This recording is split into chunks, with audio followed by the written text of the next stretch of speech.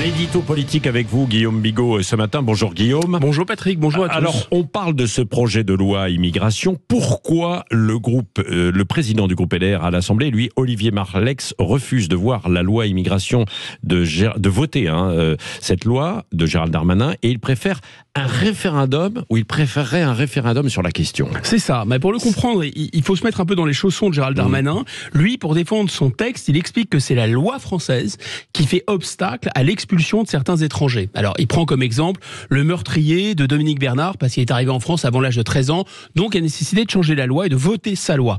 Ce à quoi Olivier Marleix et LR, et même le RN objectent, 4 arguments en fait. 1.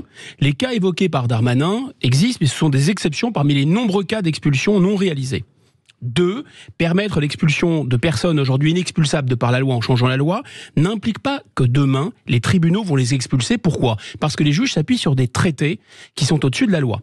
Troisièmement, l'essentiel des règles qui régissent notre territoire, l'accès à notre territoire par des étrangers n'est plus du ressort de la France, mais de l'Europe, donc des traités, et voter une nouvelle loi ne changera rien à ça.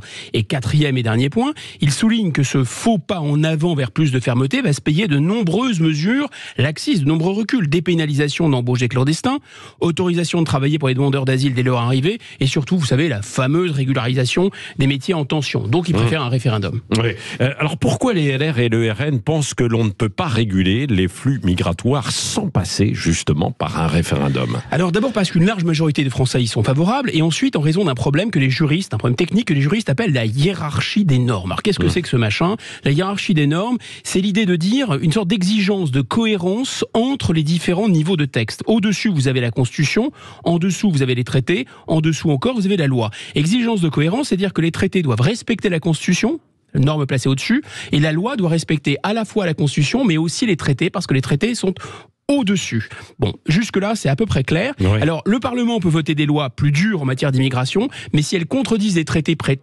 placés au-dessus, eh bien, les juges ne les appliqueront pas. Prenons quelques exemples. Ouais. Le droit européen interdit de considérer comme un délit le fait de séjourner illégalement en France. Alors, on peut prendre une loi pour dire que c'est à nouveau un délit, mais les tribunaux ne suivront pas.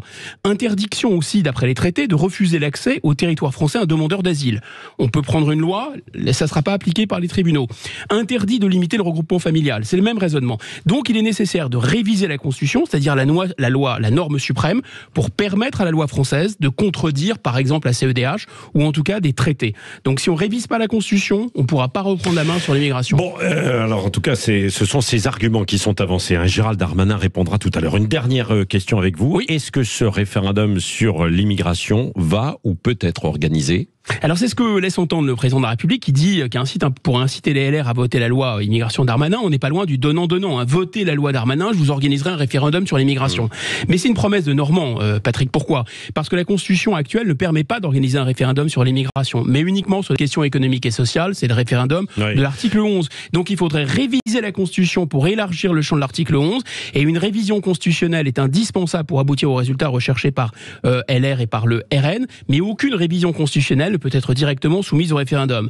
Il faut d'abord adopter par les deux assemblées une révision constitutionnelle. Or, le président de la République sait parfaitement qu'à l'heure actuelle, il n'existe pas une majorité dans les deux assemblées pour réviser la Constitution. Les promesses n'engagent que ceux qui les croient. Merci Guillaume Bigot, vous revenez tout à l'heure à 8h15.